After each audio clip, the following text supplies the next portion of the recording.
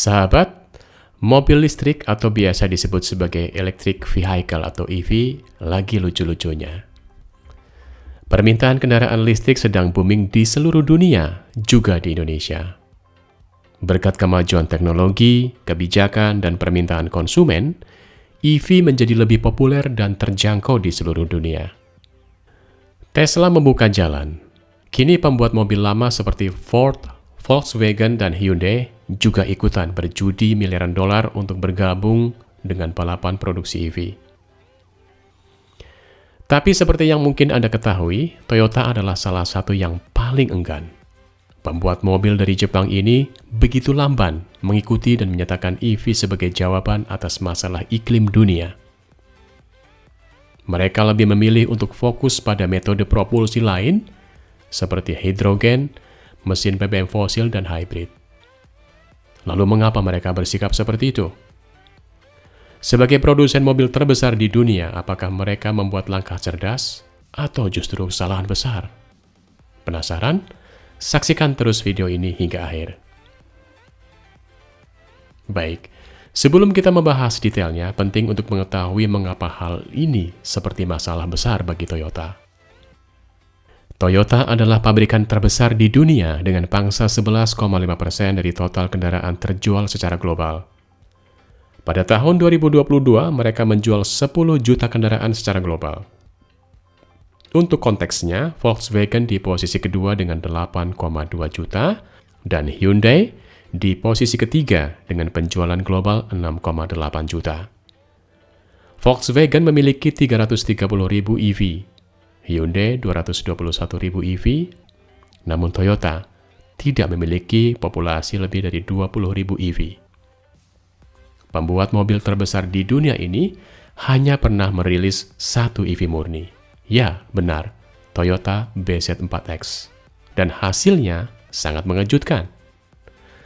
Tahun 2022, Toyota mengeluarkan penarikan global untuk SUV crossover elektrik BZ4 ini karena baut hub pada roda yang bisa lepas setelah berbelok tajam atau pengereman keras. Toyota menarik BZ4X dari penjualan yang sudah ditarik kembali. Chief Engineer Daisuke Eto menjelaskan bahwa kombinasi penumpukan panas dan bobot ekstra dari baterai menyebabkan roda patah. Dia mengatakan situasinya cukup langka, tetapi kehilangan roda tetap serius. Toyota menyelesaikan situasi tersebut dan melanjutkan penjualan, tetapi itu adalah bencana dan kemunduran besar bagi mereka. Bukan hal yang Anda harapkan dari pembuat mobil terbesar di dunia, di mana reputasi diperoleh lebih dari 80 tahun untuk membangun mobil berkualitas tinggi, dapat diandalkan, dan perawatan rendah. Lalu apa yang sebenarnya terjadi? Mantan CEO perusahaan, Akio Toyoda, yang terkenal kritis terhadap EV, mengatakan bahwa masyarakat overhyped dan EV tidak ramah lingkungan. Akio Toyoda menjelaskan strategi perusahaan dan mengatakan tujuan perusahaan tetap sama, yakni menyenangkan pelanggan seluas mungkin dengan rangkaian powertrains yang juga seluas mungkin. Powertrains tersebut akan mencakup hibrida seperti Prius, kendaraan sel bahan bakar hidrogen, dan berbasis mesin pembakaran internal tradisional yang bertenaga bensin. Perusahaan mengatakan bahwa strateginya dibenarkan karena tidak semua wilayah di dunia akan mengadopsi EV dengan kecepatan yang sama karena tingginya biaya kendaraan serta kurangnya infrastruktur. Lebih jauh dikatakan, kami ingin memberikan pilihan kepada semua orang di mana atau apapun kami akan fokuskan. Kami akan menunggu lebih lama sampai kami memahami ke arah mana pasar menuju. Demikian imbuh Toyota. Dan dia benar. EV di negara-negara seluruh Afrika, Asia Selatan, dan Amerika Selatan terlalu mahal. Dengan infrastruktur pengisian daya yang sangat terbelakang dan memiliki daya tarik atau kesadaran pelanggan yang rendah. Namun ketika Anda melihat angka penjualan global Toyota, Anda mulai bertanya-tanya. Mereka adalah 5 besar pasar teratas di Amerika, China, Jepang, Kanada, dan Australia yang menyumbang hampir 6,5 juta penjualan global. Adalah negara dengan tingkat adopsi EV yang tinggi dan insentif transisi pemerintah. Pasar berikutnya yang kurang berkembang seperti Indonesia, Brasil, Thailand, India, dan negara-negara Teluk yang hanya menghasilkan 1 juta penjualan secara total. Jadi, ketika Toyota mengumumkan bahwa Toyota akan mengundurkan diri sebagai CEO, analis dan investor berharap hal ini akan menandakan perubahan sikap Toyota terhadap EV dan bahwa perusahaan akhirnya akan mengejar ketinggalan dengan para pesaingnya seperti Tesla, Volkswagen, dan Hyundai. Dan disitulah hal-hal menjadi menarik dan alasan sebenarnya menjadi sangat jelas. Toyota tidak membuat rencana selama 5 atau 10 tahun dan mengganti CEO-nya berdasarkan opini pasar. Orang-orang ini adalah pembuat mobil terbesar di dunia dengan satu alasan. Mereka merencanakan periode 50 atau 100 tahun.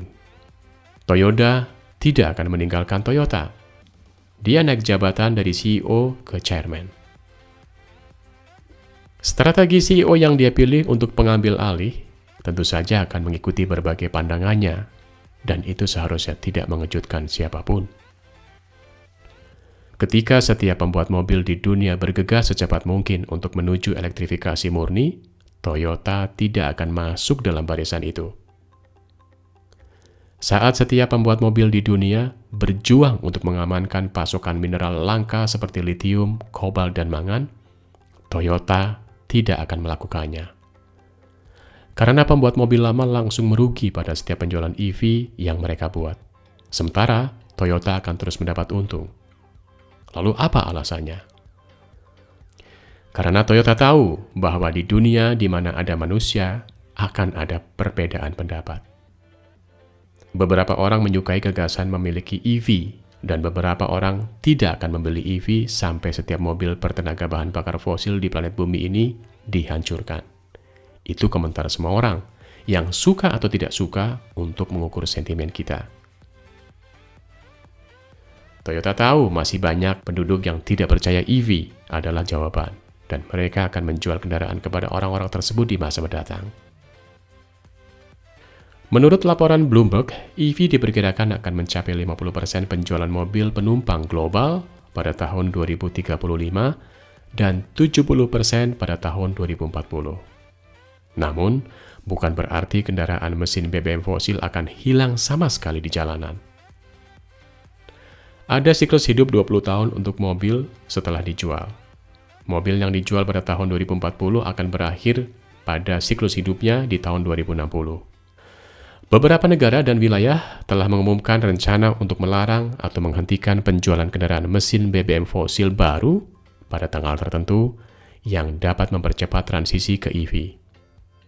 Misalnya, Uni Eropa telah mengusulkan untuk mengakhiri penjualan mobil dan van mesin BBM fosil pada tahun 2035.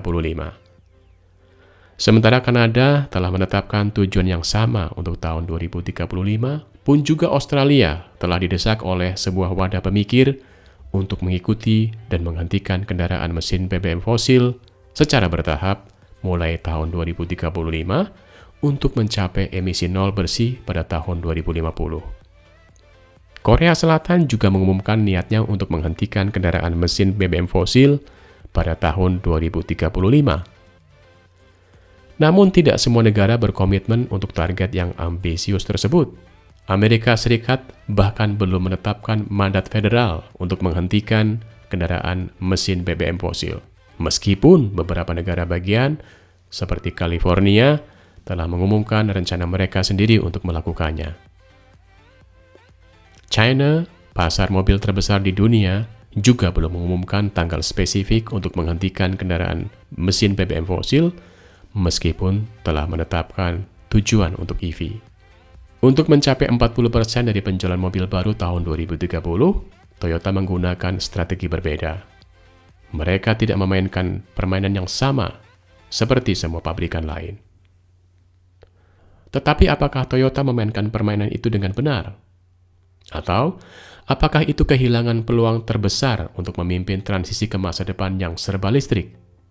Juri masih belum memutuskan mana yang akan menjadi solusi global de facto 50 atau 100 tahun mendatang. Prinsip utama mantan CEO Toyota itu adalah tetap terbuka dan biarkan orang yang memutuskan. Meskipun dia membuat beberapa kesalahan di sepanjang jalan, jelas bahwa sekelompok besar orang juga percaya bahwa hidrogen adalah solusi yang lebih baik. Sebuah fakta valid yang tidak terbantahkan dalam survei kepuasan pelanggan adalah bahwa Toyota memiliki pelanggan yang sangat setia.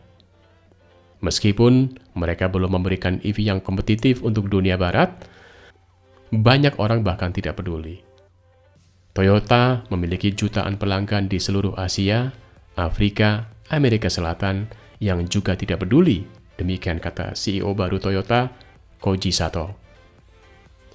Kami melakukan upaya penuh dalam segala hal. Penting untuk tetap fleksibel agar dapat menyesuaikan produk dan energi dengan kebutuhan karbon netral yang berbeda di pasar yang berbeda. Jadi apa yang Anda pikirkan? Apakah Toyota membuat langkah cerdas dengan tetap berpegang pada strategi diversifikasi atau membuat kesalahan besar dengan mengabaikan potensi EV? Lalu bagaimana pendapat Anda? Silakan tulis di kolom komentar di bawah. Jika Anda menyukai video ini, jangan lupa untuk subscribe channel Arya Kavatina untuk berita dan analisis teknologi lainnya.